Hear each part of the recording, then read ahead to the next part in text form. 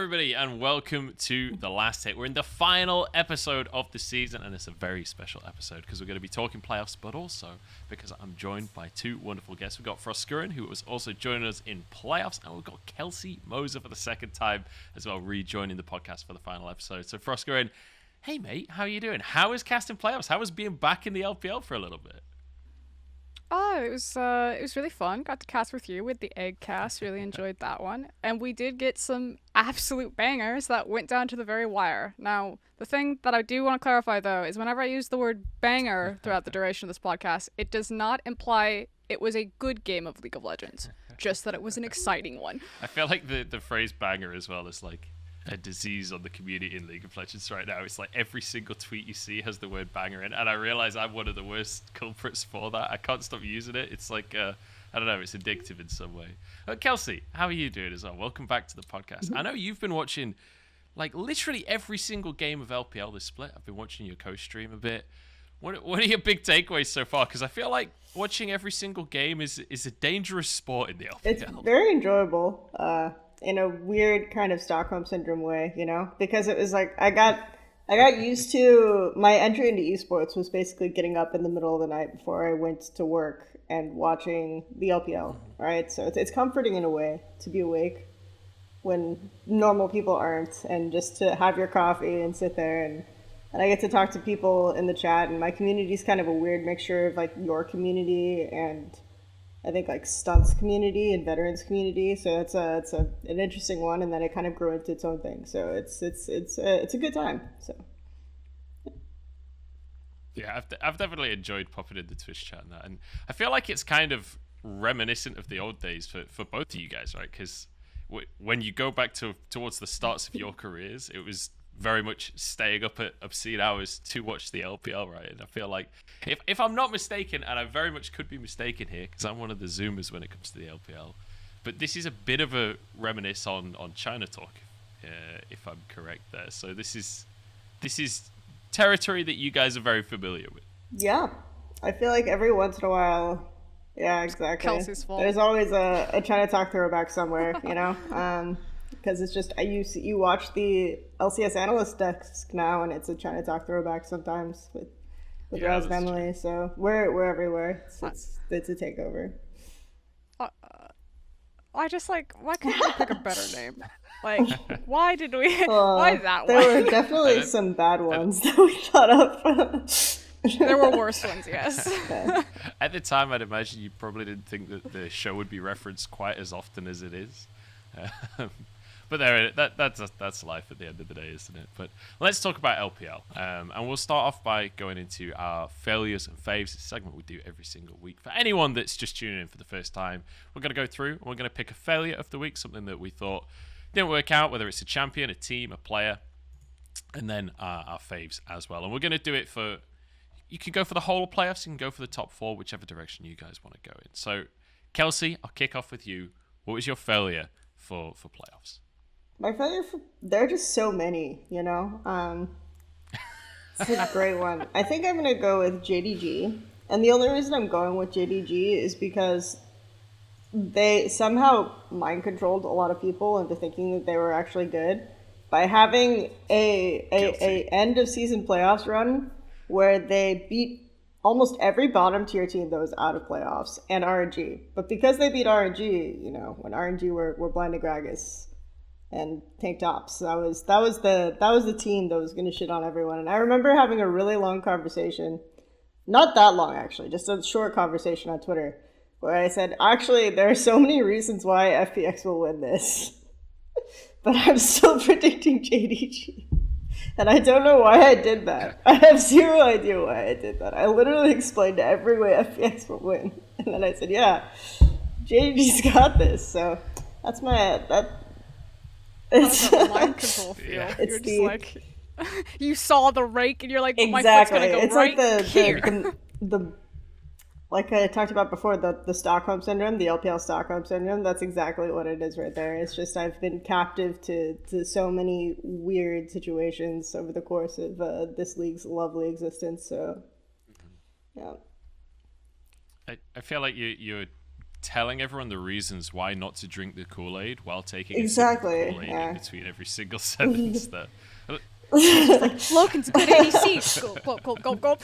Surely they don't need Mystic. Gulp, Sad. gulp, gulp, gulp, I'm gulp. a little disappointed we didn't see Mystic, actually. I'm not surprised we didn't see Mystic going into playoffs, but, you know, everyone was, like, counting down the days until the visa was done, until the quarantine was done, and then we never got to see him. And I do want to bring up the topic of JDG and dig a little bit deeper there, because I very much was aboard the hype train, and I'm obviously not an esteemed analyst like you guys are. What were the big fundamental problems for JDG coming into playoffs? Because I felt like, for me at least, it just looked like Zoom underperformed, but I feel like there's probably more to it than They have one good player, Munchables. That's the problem. Right in the nutshell.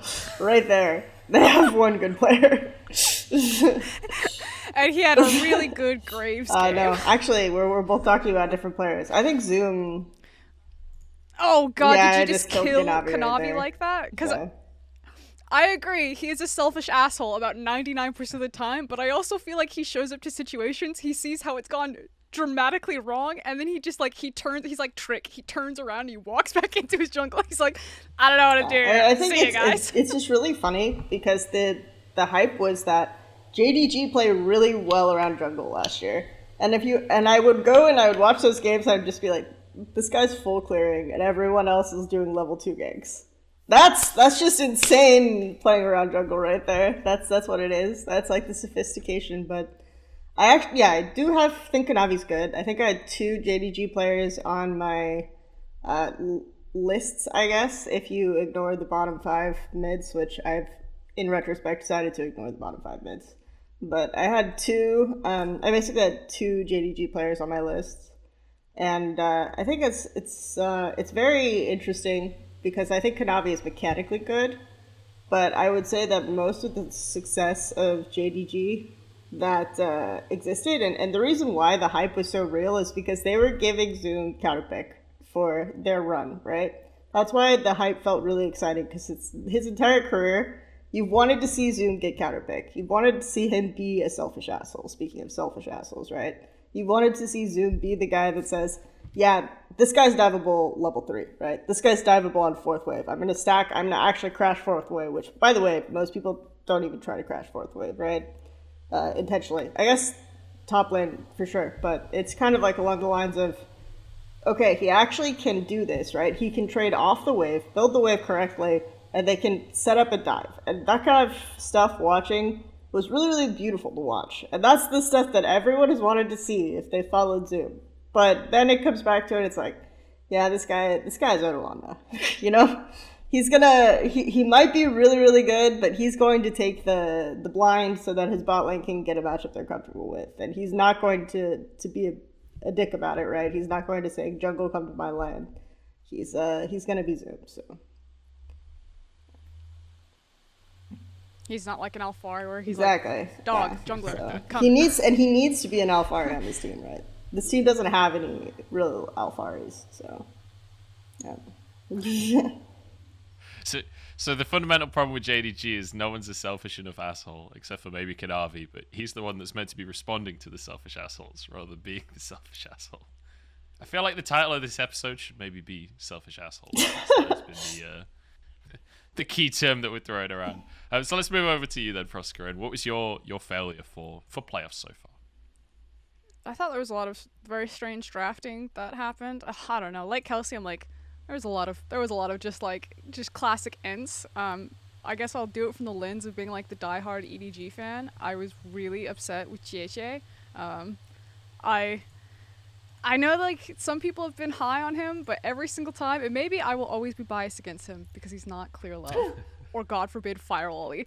But at the same time, every time I see him, I'm like, oh god, if only this team had a jungler. Oh god, if only this team had a jungler. I feel like he overforces a lot, and it's constantly like Viper and Scout trying to like out team fight or outperform just their jungler, just absolutely sprinting it sometimes in his decision making. And against like these really critical games in front of really critical moments when you're basically in a team fight meta that a lot of teams are just like stacking the neutral objectives and just like front to back team fight. This sorry, can I swear? Yeah, go This for it. guy will just blast it down mid lane 15 seconds before Drake spawns. It just like hard into it. You're like, well, I guess that Drake's gone. Like, we can't fight for that one. Too bad. There goes our item advantage. Like, now we're completely off. And I'm just like, stop, please, God, But then like Scout and Viper will like pull out like an amazing team fight despite the fact that their jungler is doing nothing. He's like on Udyr just like running around, not even slapping people, just like, I don't know, Phoenix dancing in the middle of people, and it's like level 13, so he's not doing any fucking damage.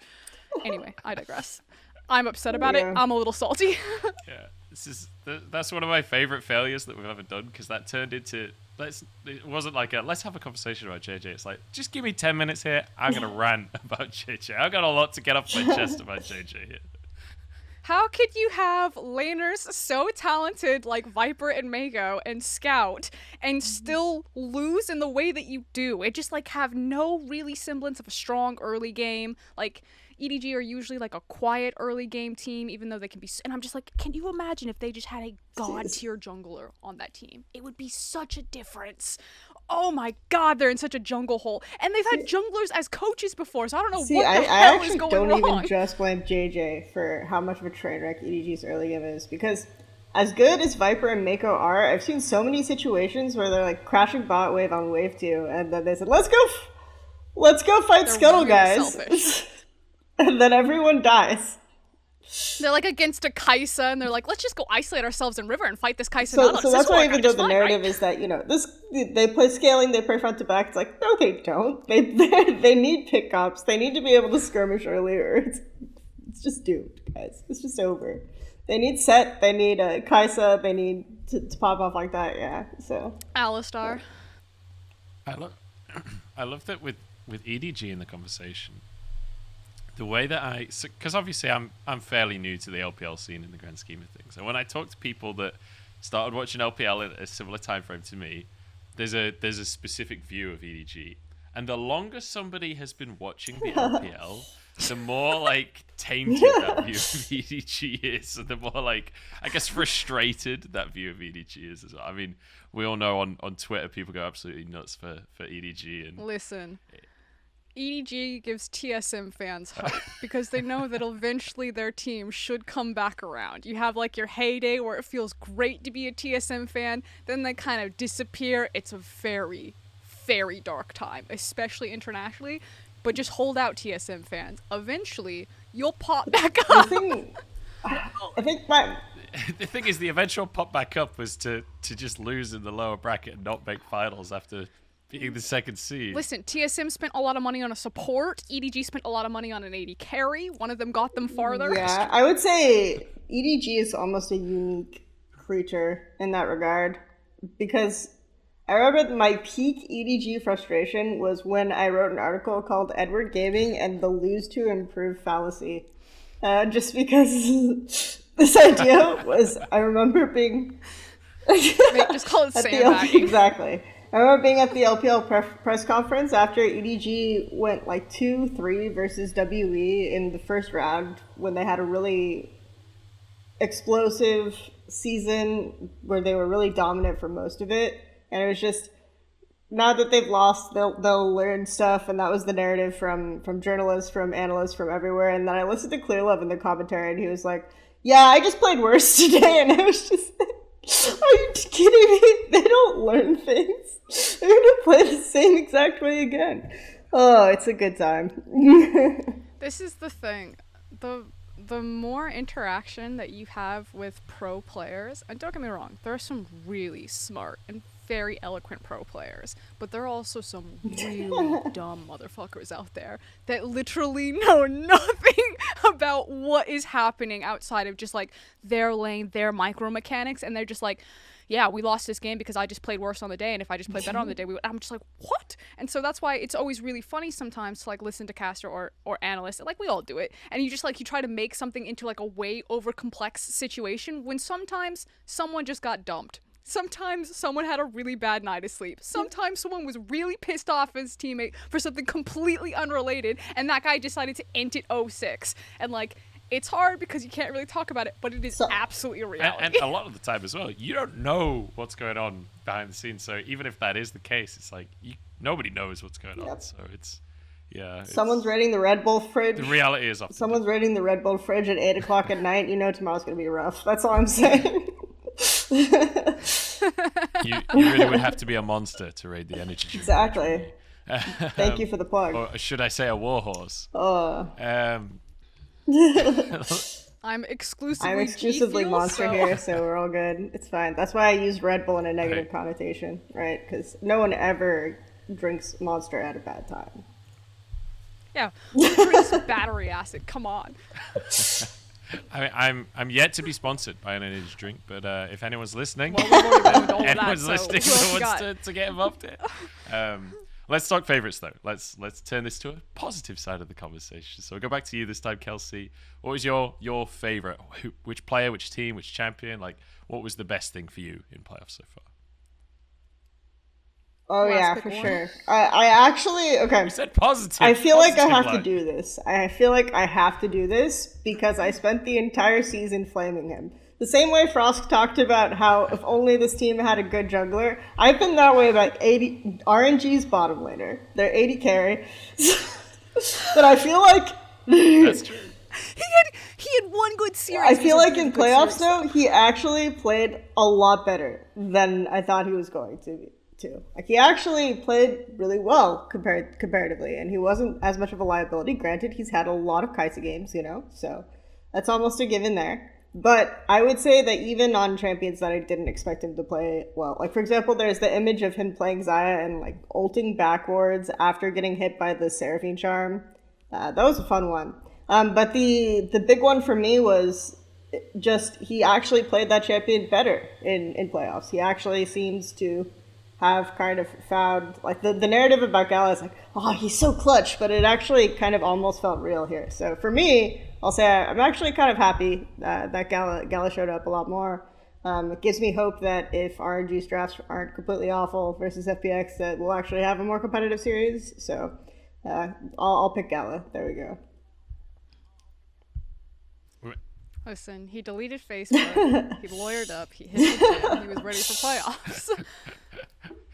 I feel like he officially has more than one champion. That's a positive step. Yeah, it's Xayah and Kai'Sa. Tristana, I'll give him Tristana It was just before Kai'Sa Xayah most of the time, but I don't know. After watching the LPL playoffs, like, I have such a hate relationship with Tristana now. I'm like, just stop picking it, because they always try to buffer out of any sort of CC and they never get out. And I'm just like, just stop, please, God, please stop. I have to say, I used to love Tristana. I'm amazed at how quickly Tristana has gone from like this must-pick, dumpsters every lane, wins every game champion to suddenly I'm like, maybe this actually sucks. Maybe it just took a little bit of time for everyone to figure out how to play against Tristana again, but it feels like it loses every game.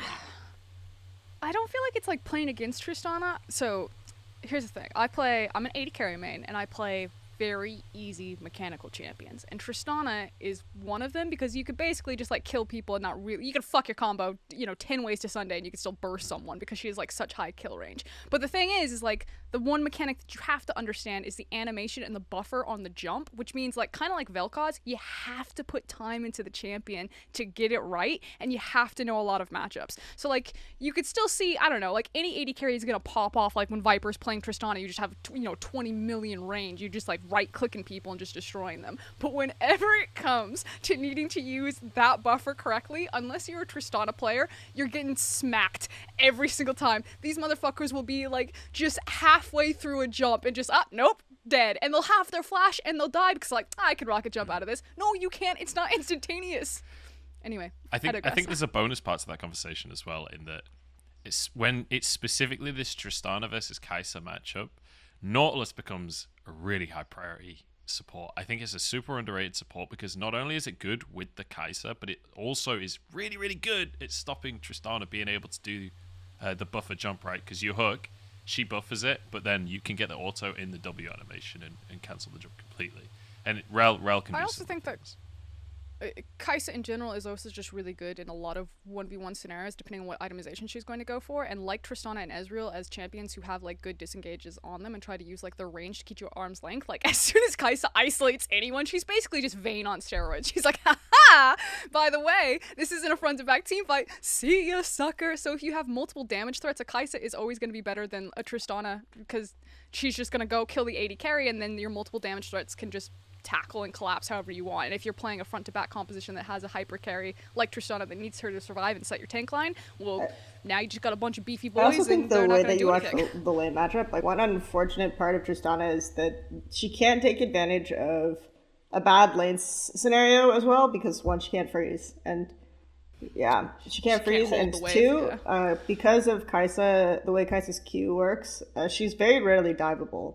So if you're playing Tristana, a lot of times you're playing Tristana to stack a wave and then call your jungler, go for a dive, because you can't freeze and you can't deny the enemy ADC that way. Like Kai'Sa just like Qs the wave, usually paired with like an Alistar or something like that that also has difficulty getting dove, and yeah, so then she's just champion. safe and you get to team fights and then she kills someone, right? So whereas Tristana, And she's strong in lane phase, she's strong on first item, she's strong on second item, she's strong on 3 items. Like, Kai'Sa never has a weak point. so as soon as I think people started to play that lane dynamic better, we saw the frequent Kai'Sa versus Tristana matchup go a little bit more often to the Kai'Sa side. So yeah. All right, well, we got a little in-depth look at the 80 carry pool that I wasn't expecting off the back of that conversation. So let's return to failures and faves. We'll go to you finally, Froskurinn, for your favorite of playoffs to round out the conversation. Who did I really...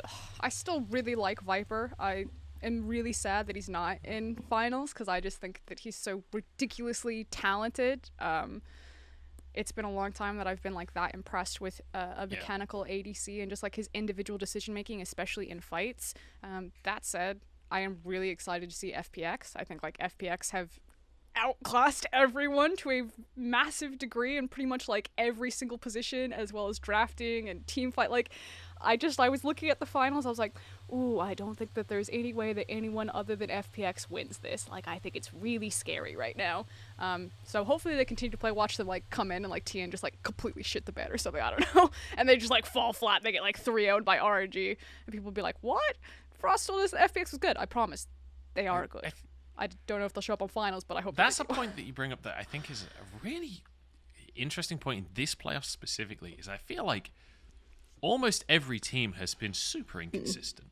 Like FPX, I feel like has been the most consistent out of the teams, but like RNG, EDG, top esports, there are some games where they look amazing, and other games where they just draft completely different to how you expect them to draft, or they just play completely different to how you expect. It feels like there's this bizarre thing just in between, not even between series, in between different games. It feels like we're seeing different versions of the teams come on, which more so than I think we usually see in a playoffs. Like last year, it felt fairly consistent that JDG and top esports would be able to just destroy every other team.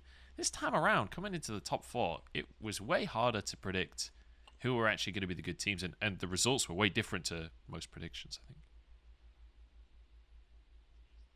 Do you guys think that's a fair assessment, or would you disagree? So I think the one thing that I'll always say, it feels normal, but it feels weird because of the regular season we had. I think the regular season we had was really, most matchups were really one-sided, really easy to predict, a lot of 2-0s, and then we got here and there's a lot more like weird LPL shenanigans. The other thing I'll say is that usually LPL teams just kind of are good at self-diagnosing and then just really staying to what they're doing, even if the meta changes or whatever. But there's every team that you can think of, and we can do an experiment but you'll be able to know, okay, this is a perfectly reasonable draft for a team, and any kind of team that you can think of, right? Just any team could reasonably pick this draft, but you know right away that's the draft that's going to lose this team the game, you know? For RNG, it's like they blind their top laner, or they don't have Kai'Sa, right? They probably lose that game. For EDG, it's they pick Azir or a bunch of champions that need 2 to 3 items to succeed. But you know they've got no CC on any of their exactly. champions. You know they're gonna lose that game. I mean, that draft is less reasonable, but like the one of the drafts, I think, what was it, game 1 draft, where it's like, this draft actually looks really reasonable. Oh wait, and the RNG draft looks awful. But then it's like, oh, I forgot about Scouts Azir, guys. And then immediately runs into the Olaf melee pit. Top river skirmish. He pushes him. It's like, oh, right. Scouts Azir. It was the fight. It was the fight just outside Herald as well, where they're like already outnumbered, and Scout's like, yeah, but we could probably time to 1v1 like, still Olaf goes in anyway on Doran's ring. It was something to behold. Yeah, Scout had a rough game on Azir, that is for sure. Let's talk about the bracket then. Let's talk about some of these individual series, because I think, as you guys rightly said, FPX definitely the team to talk about right now, definitely the favorite in the bracket, and importantly, already went through 4 rounds of playoffs. I think that's something people seem to have forgotten about FPX when talking about them, is that they started round 2 of this playoffs. This was a team that only just got TN back, only just started performing again. Like, they had a really, really rough split with all the jungle changes and whatnot, and it feels like something just clicked. And the second they got into playoffs, from that RA series onwards, it felt like the team was just magically back on form. And I wondered if you guys have any, like, aside from just TN is back, if there's any reasoning outside of that you think this team started performing again, because it didn't feel like it was just jungle issues throughout the split, right? Felt like Nuguri had issues, felt like the bot lane had issues in some series as well. Like, what would you say changed coming into playoffs? Well, I'm sure Kelsey will have a much more like eloquent answer in terms of like evolution and dynamics and like change, but I guess when it comes to predicting things like playoffs, and this is obviously easier in like hindsight 2020 to like see FPX return to form, and you can almost never do this. Like, it almost never works that this is what you're able to do. But I would ask like both of you, if all of these teams were in their best form that you know, the absolute ceiling that you've seen, would you have predicted anyone but FPX? Because if you're looking at the best form of EDG with this roster, I'm like, that's still never going to be better than the best form of FPX with, like, Nagari on form, Tien in form, Doim, like, even LWX is, like, popping off and just, like, destroying people. Crisp is looking phenomenal, like, RNG in best form. Like, even over the course of the amazing season that they had, you're still like, yeah, but, you know, Gala, it doesn't really match up to that bot lane. And so, again, like you were saying, Munch, there's so many inconsistencies, but if you ever did get a scenario where you're like, I just need to predict who's going to be the best possible team in the ceiling, and that should be what we're able to do, but again, it almost never works out like that, then I think the only answer you could have is FPX by a huge margin. I think that individually, by their players and in their 2v2 bot lane, I think the only role they really can get outclassed in, just in brute force, is mid lane, but like Doimby obviously offers like so many other things that can compensate for that. But like outside of that, I'm like, I think their bot lane, while it's not my favorite bot lane in the LPL, still really solid. Their jungler, when he's playing his best, is incredible, and I think that they have the best top laner in the world when he decides to show up. Yeah, I think. Oh yeah, I was just going to say, I'm pretty sure when I did my player rankings, the FPX team, and I rated Bo and not Tien because Tien didn't have enough footage, right?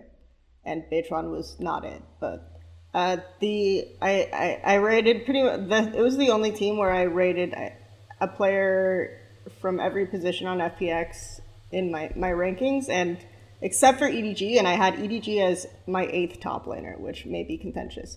But the fact is that probably like pound for pound, like all of those players, if you put them together, they have the highest like individual player ceiling. So I definitely, when we had these conversations, it was like TES, FPX, or EDG are probably the only teams that can realistically win playoffs.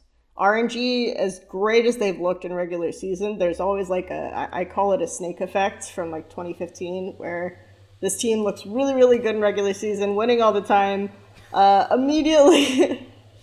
They just got Xerath banned. Exactly, but they're going to fall off. Like, there's going to be a series in playoffs where they just get BTFO'd, and that definitely happened for RNG, right? So, for me, they were always kind of like, that was the team where the shoe was going to fall, like them and Rare Atom, I think, for me.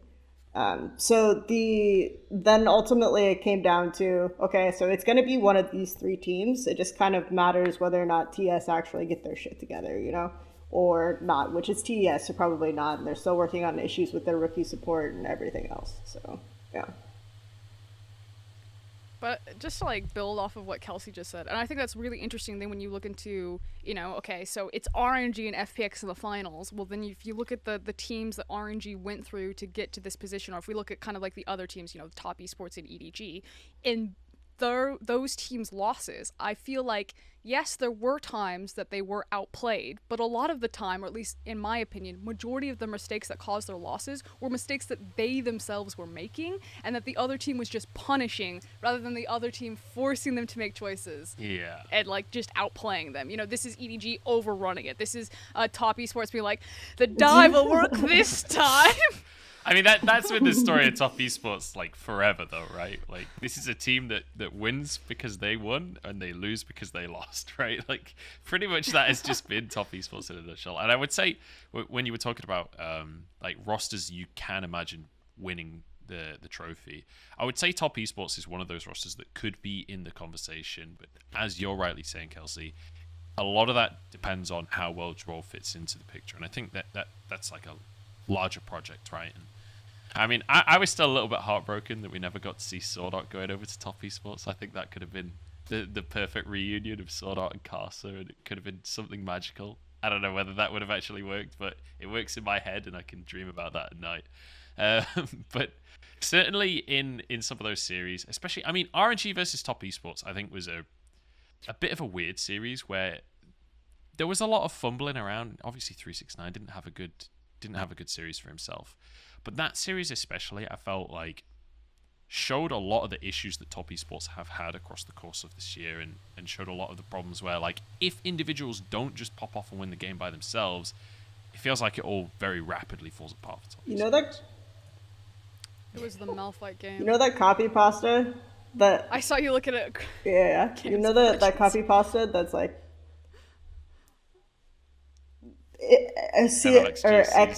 Team X is great as long as they work on communication, coordination.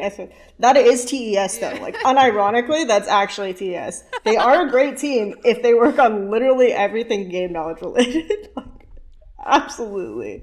Yeah. But that's why I think so. Everyone does, but they're so fun to watch. It's like a train wreck. I love them so much. They kind of remind me of G2 in a sense of like how easily they would like kind of smash through people. Because the thing about top esports is like, unfortunately, they'll never really get better unless they themselves like go through like a dramatic thing at kind of like the helm, because they'll never be punished for the things that they do wrong. Like obviously in playoffs, like they'll lose like the best of fives, but like, in regular season games, like if they make stupid choices or do the wrong thing, it doesn't matter because they're good enough that they can just get away with it. And so like the coach is sitting behind them like, no, please God, don't do, what are you doing? You can't. And then top esports are like, but it worked. What do you mean? I got the quadra kill, coach. Yeah, it's like, how do you tell Jackie Love that he shouldn't E forward when all of the big moments in the past have been from him Eing forwards, right? Like it's one of those conversations where there's an extent to which this player's never going to quite listen to you.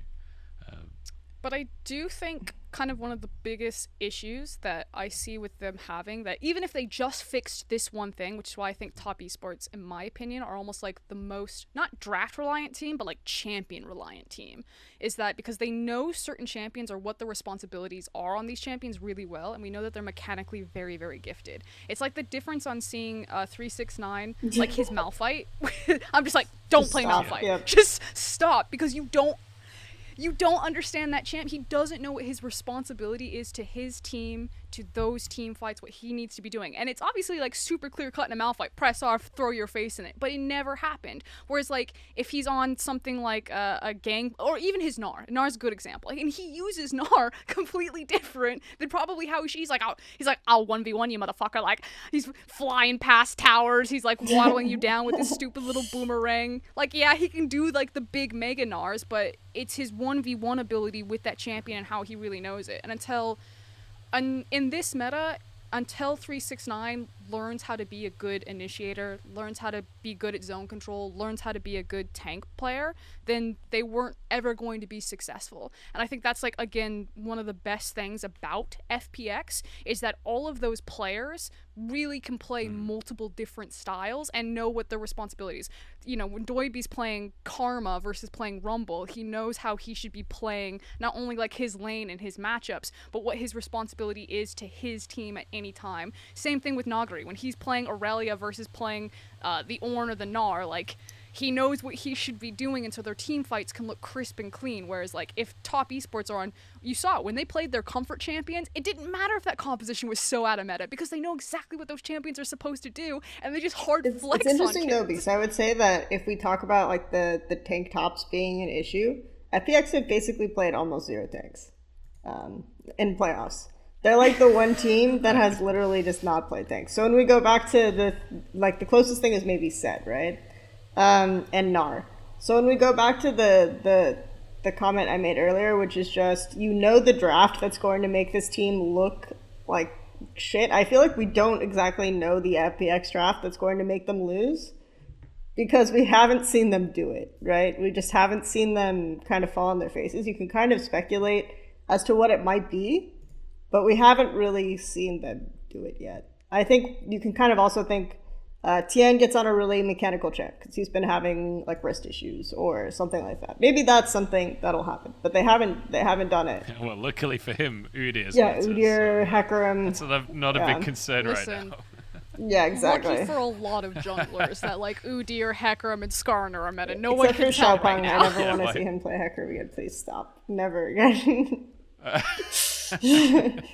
Yeah, we're in one of those metas where it's like, why be good when you can be Udyr? So I want to stick to this. There's been a theme across the course of these conversations of top laners, right? And I want to delve a little bit further into RNG's top laner, specifically Xiaohu, and kind of do a bit of a diagnosis of what this split has looked like, because a lot of people, I know on Reddit, there's a lot of people saying he's unarguably the best top laner in the league now, and I know that's a very controversial opinion. So I want to get your guys' takes on this, because I know like Lyric and Dagda not as hot on he's the best in the league kind of conversation, but It would be what you would like weigh as what you're looking for in a good top laner. Like Xiaohu, I think is, in my opinion, undoubtedly probably the best Lucian top player that I've ever seen. Like his ability to mechanically play on that limit of the champion of like dashing forward, dashing out, maximizing his damage output, creating crazy plays, like really good.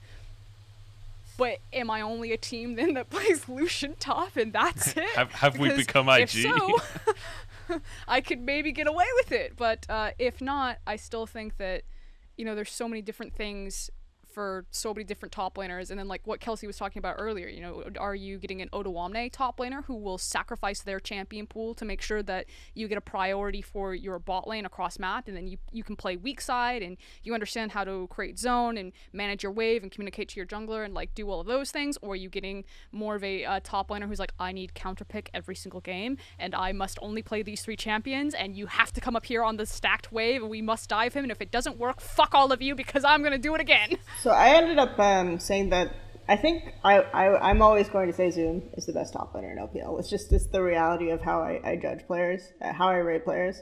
Even after this Yeah, playoffs, I always say Zoom is. And just even looking at his pro views and how he managed, like every time I watch a Zoom pro view, I learn something new about how lanes can be played. Like honestly, just straight up, his wave management is really good. He really understands matchups, and I think like if you watch him on a good flanking champion, and his just factor in terms of how he's playing fights is always going to be really solid. I always love the Odoamne top laners. I think that they always are, like the guys that I would say can carry from survive side, just have a really strong understanding of their champion and how their matchup and how their everything works. But you also know that they have those moments where if you do like give them counterpick, they can like set up the wave really well for a dive. They can really exert that kind of pressure. They just don't, because I think it's almost impossible to get someone who will consistently do that while also having the other skill, because they have to train that other skill much more. So I will always pick Zoom for that, and Xiaohu is definitely not that guy, but I still said that he was like the best top laner of the spring. just because I would say that RNG do not win if they have any other top lane. They don't win any near as many games, and that's just because I think Xiaohu is like the best side lane player in the LPL. He really understands like the pressure he can exert when he needs to crash the wave, and then fog, how he can drag people across the map. And because again, I wish this team had an AD carry, but also more importantly, I would say in fights we see Cryan fall apart a lot more than some of the top tier mids. He's definitely the worst mid on the top teams, right? So I would say that they find ways to navigate and avoid situations where they're going to be kind of tested in those moments because of how well Xiaohu plays side lanes. And when Cryan is put in those same situations where he has to exert side pressure, like we've seen him play Victor, we've seen him play these champions that can win side. Renekton also, I think we've seen him play, but he won't have the same ability to kind of create almost like a seesaw system on the map that they will when Xiaohu has that kind of agency. And so for me, that skill like ended up making him really, and he also really understands trades in lane. Like his wave management I don't think is great in the long lane yet, but he understands trades to Frost's point, where it's just like he can really min max and punish certain trades, almost to like a bin-esque way on certain champions. So for me, that was why I had Xiaohu as the best top laner for Spring. Yeah. So he's Can you this. imagine if Xiaohu and Rookie were on the same team and just how much map pressure they can exert together? But now it can I happen. mean, No. Shy and Xiaohu not too dissimilar. The problem is, in that scenario, does Xiaohu end up getting put on Sion like the Shy's been put on Sion so many games across the course of this? I think Cause, I don't know. It's the still Shy thinks that he's Zoom. I think, like in his head, the Shy is Zoom. Like I'm going to take the blind pick top so that my terrible, awful bot lane can get a matchup that works. And I'm going to play it perfectly in K from behind, and I'm the only one who's going to be able to hear the Sion ult anyway. That does tie in nicely. There was an interview with the Shy. I think it was just after Worlds, or maybe it was just after regionals finished last year, and he was saying like how he was gonna keep on playing until Rookie stopped playing so that he could get Rookie another trophy. And it's like that was it struck me at the time as like being a very selfless thing for the Shy to say, when you think about the Shy as a very selfish player, right? And that does fit quite nicely with the idea of him playing Sion to try and set up the rest of the team. Maybe the Shy is growing as a player. I don't want to talk too much about the Shy. I'm pretty sure that's what he thinks that he's doing, because he thinks his bot lane can't handle it if they're on a matchup other than a matchup that they want. I think he's actually said that thing, so he's willing to blind and play to the upside. I'll have to find that interview and link it to you, but I'm pretty sure he's said almost exactly that. So there you go. It's not a selfless thing. He just thinks that he's the only one who can handle Survive Side on his team. So. All right. So it's I'm the main. Yeah, exactly. Instead, but continue. Ultimately, the conclusion's the same. Just the logic to get there is a bit different.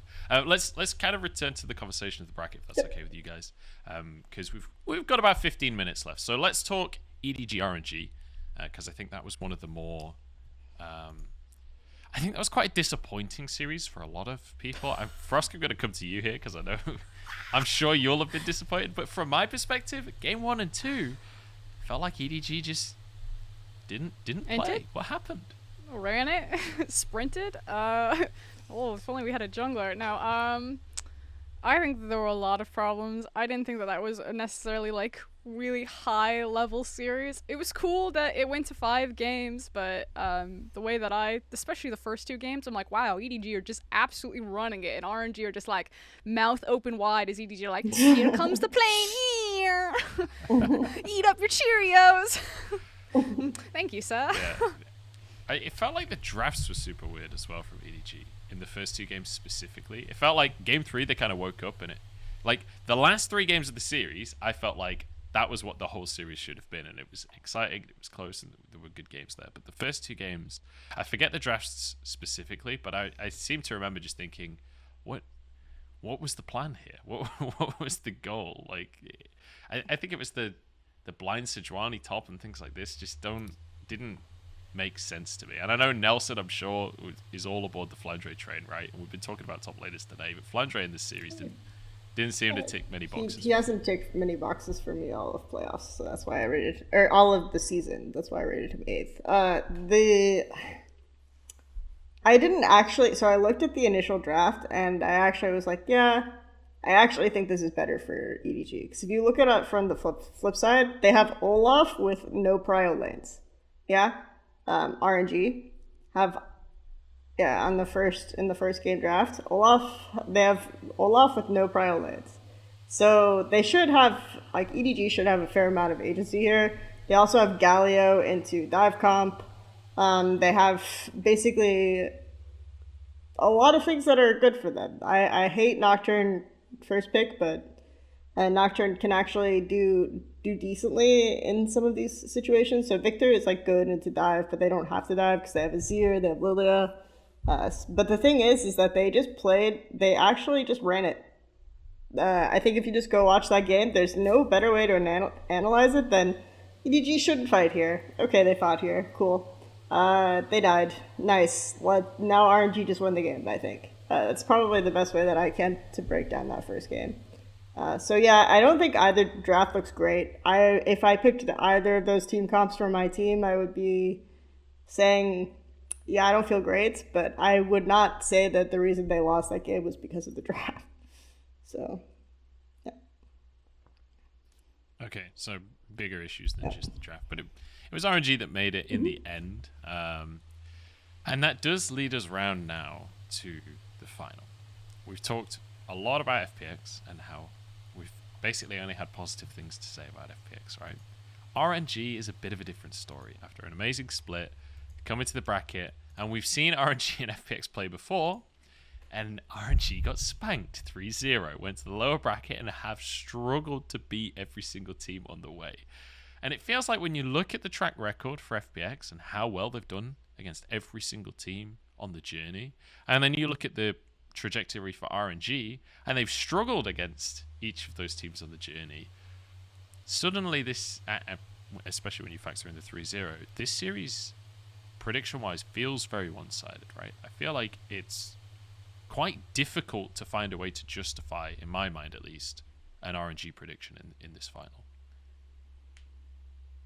I mean, I think that's obviously like safe money, but you would hope that RNG wouldn't go out. I think if RNG fans want to take comfort in anything, it's going back and looking through the drafts of like what RNG tried to do against FPX and recognizing that they did not have the right read on what they wanted for their top laner. I think the last pick, Ornn, the blind picks Gnar, the fact that Nagari just like ate that shit up and took it every time. I don't expect RNG to lose in the same way. That said, I still expect RNG to lose. But let's say this. If they do the same shit that they did the first time against FPX, I'm mad. I'm actually upset. Like, I'm going to lose it on the desk. I'll be so upset. But yeah, probably still going to be like a 3-1 or a 3-0, but it'll probably happen through bot lane, maybe through the jungle a little bit. Maybe there's a top lane that goes right or wrong, but if they just straight lose through just shit tier top lane picks into Nagari and let him just like snowball a game, you say this, but what did they have in the last game that they won against EDG Frosk? They had a blind Gnar. And yes, a Corki they had blind too. Gnar and Corki. Oh my god. I said, you can't. I actually tweeted when I saw the draft, I said, they blind picked Corki. I'm going to bed. And then they won the game. I was like, how is this allowed? How is this permitted?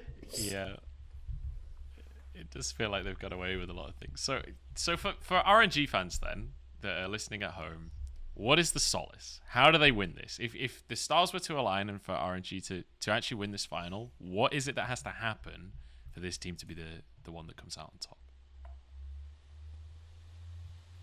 Who wants to go first? Kelsey, do you want to go first? Do you want to take a I stab can at take it? a stab. I would say, if we're looking at the way that FPX played their last series, they had some really curious moments as well. I think that if they're probably best off looking for situations where they can pick, excuse me, where they can pick like a top jungle 2v2, right? As RNG, that's really, really strong. go for the red side and just play the way that they would regular season, because I actually have a theory on the Nagudi thing where I don't think it actually will work for RNG to do this, because I think that the way that he was playing when he had Beichuan indicates that he's really bad at reading the enemy jungle for himself and is really reliant on how his jungler calls the pathing of the enemy jungler. So that I mean, that was like the joke for a long time, that he would Yeah. go like 0-3 in lane, So- but then still. he plays the wave much better. He played the wave much better with both Bo and Tien than he did with Beichuan. So that's what makes me think, okay, he's just not, like, Beichuan can't track jungle and he can't track jungle, so it's a problem, but Bo and maybe Tien are doing like the heavy lifting for him. But he still has those moments where he's just gonna play like a psychopath in lane, and then he'll die 3 or 4 times, and you get a lead that way. Xiaohu has side pressure, and you can play out the game. So there's still an angle and a way for them to go through. And as much as you can look at these teams and say RNG's bot lane is going to be a liability, I feel like Gala hasn't played as a liability to such an extent that you would say that he is, especially versus LWX. And both and Ming and Crisp are the best supports of the LPL season. I think no one disagrees with that at all. And so the biggest question mark for me actually is going to mid lane. I think mid lane is kind of the scariest point, because I just don't think Cryan has a champion pool that's going to punish Doinb. And if Doinb wants to play the FPX style that won them worlds, it's really, really fashionable right now. 3v3s mid. Just have support roam off of Cryo, go mid with jungle, skirmish, get a lead that way. And I don't think that Cryan has a champion pool that's going to let him match up well to do that. He's not going to get to win the early skirmishes around mid. So for me, unless I see a new dimension from Cryan, that's going to be my biggest question mark and my reason they can't win. So if they want to win, then I guess teach Cryan Akali or teach Cryan Kiana, see what he does, you know? Have fun, guys. Let's see how it goes. Considering this was a question of how does RNG win, that was a very FPX favored answer. Yeah, but I'm just saying confidence that it's actually not that bad for RNG as you might think. Just in terms of like looking at their roster and how they play out games, the problem is just going to be find a mid jungle 2v2 that works for you. Whether that's like Olaf Oriana, maybe it's Syndra Oriana. You know, he played Ryze actually decently for a bit. Syndra Oriana. Syndra Olaf. Really good. They can run Syndra Oriana, just probably not in jungle. But in top lane. I think we want to go, but just find you a mid jungle 2v2 that works for you, right? Like you need something like that to win this game. Okay. Bit of early game power. I'm with you. Frosk, over to you. Have you got any further diagnosis, or do you just concur on this one? I mean, I think I agree with Kelsey that Cryan leaves much to be desired. I think that the best champion that he's had in playoffs so far, and not because he plays it well, but just because it does damage whether he's doing anything or not, is actually Victor. Yep. Oh, he had a really good Galio game. He played I think Galio could be really interesting, but it's obviously a little... He did. He did lock in that champion. No, I think things that I like about Cryan is I think his zone control is really good. I think that he can create space well. Like, he's not a knockover dominoes type of player. He's a guy who can set dominoes up, but he needs help doing so. Like, he's not good enough to do it all by himself. But, you know, if you put him on something like a Galio or a Victor, he can just, like, you know, chase LWX around with a Chaos Storm, or, like, throw down a gravitational field and do nothing, like, miss his laser completely, Q someone and speed himself up into, like, certain death. But, I just want to see him on, like, a team fighting zone control mid laner. I want to see Xiaohu not get bodied in lane. I do really like Kelsey's point of having a stronger 2v2 topside. Unfortunately, I feel like RNG don't realize that that's what they need to do. They will pick something really strange.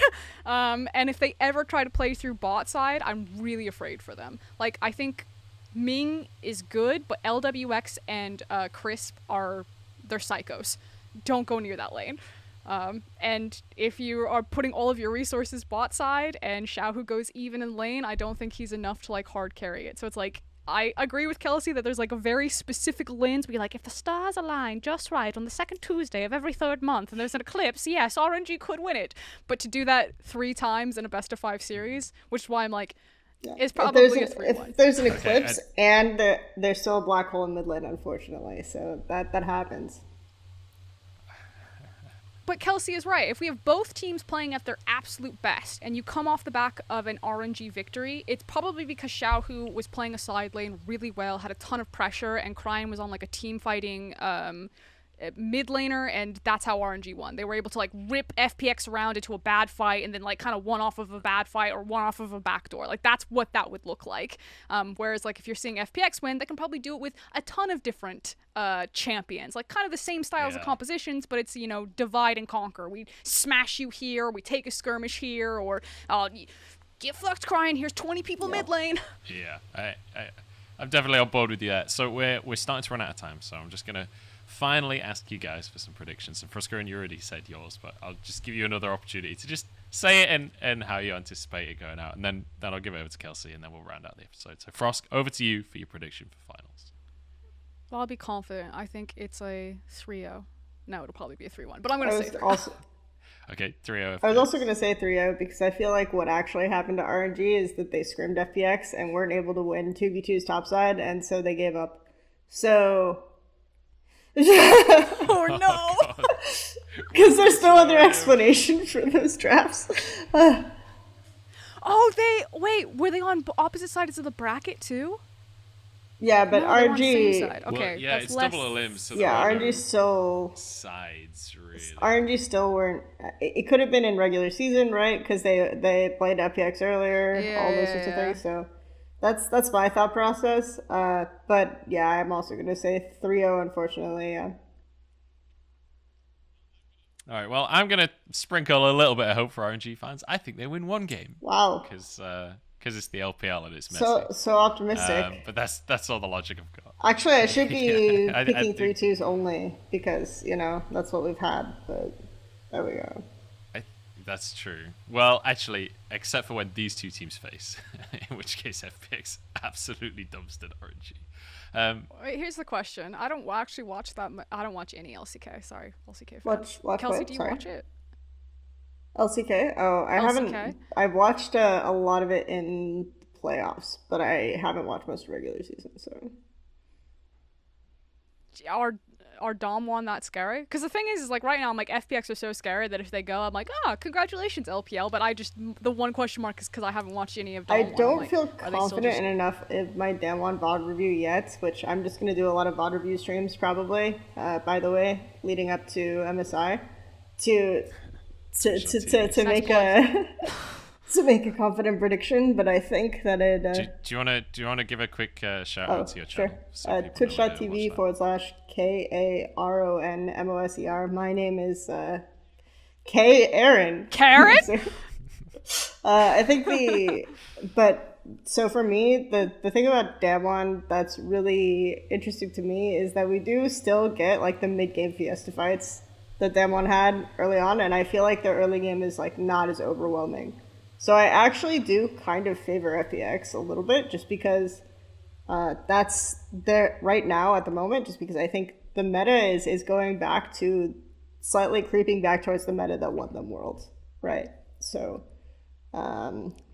Kelsey knows the audience. Obviously, of course. But that's where I am. And I was so dismissive of FPX when they actually did win Worlds, but I'm telling myself now, if the same circumstances align again, I'm not going to dismiss them again, right? So we're FPX, we're on the FPX train, guys. Let's go. They'll do that same thing where they come into groups and they just of course shit the bed, and then as soon as it comes into knockouts, they're like, we're gods again. I remember doing pick'ems after watching half of groups. Or maybe it was after. You watch them lose to Splice, like, you're like, what's happening? This team sucks. Forget FPX, and like predicted that they didn't even make it out of groups, and then I was like, unbelievable. I was such wrong. We are unfortunately out of time. I do have to wrap up the episode. Any last final thoughts before we close it out? We'll go to you first, Frost. Thanks for having us on the show. Always love talking to you. Thanks for coming on the show. It's much appreciated. Especially Kelsey jumping in last second as well. I appreciate the sub in. What do you mean? She was our first choice guest. You're not supposed to reveal that. Kelsey's Jeez. always a first choice guest. Yeah, my schedule's Jesus. just Kelsey, any final thoughts? really before we close inconvenient. it out? I should shout out my team, Evil Geniuses, before we go, because kind of happens. Already shouted out Monsters, so I'm good. Thanks, guys. Awesome. Well, thank you everyone for listening, and we'll see you guys in the finals. See you later.